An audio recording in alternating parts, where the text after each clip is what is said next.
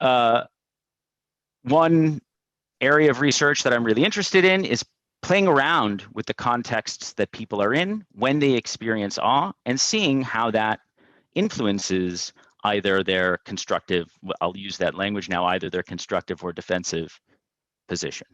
If you're in a threatening environment, if the elicitor of awe is a threatening elicitor, well, you're probably going to retreat to your defensive stance. You'll default back to your way of explaining the world, the one that you know and you're familiar with. But if you feel that you're in a safe environment, well, then these might be the conditions where awe leads to that more constructive stance.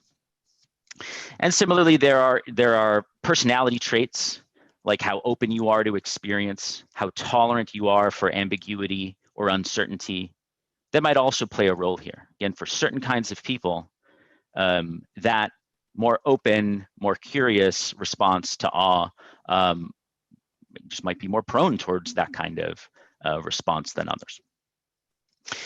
So one implication of this idea to many of the folks in our audience today, what I'll call on the front lines, is that the context in which you work, you find yourself professionally, tends to be a threatening one.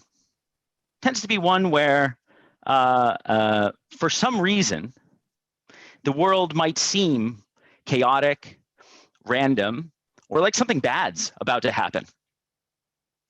And furthermore, a context where the bad things that happen, the reasons aren't always so clear. This seems to me the kind of context that could create this defensive stance, where if you were to experience awe, you might not get those positive benefits that you've been hearing about today, the ones that build resilience, etc. And that, to me, makes it all the more important that when outside that professional context, when outside that context that nudges you towards the defensive position, you try to counter it with awe experiences that promote a more constructive approach.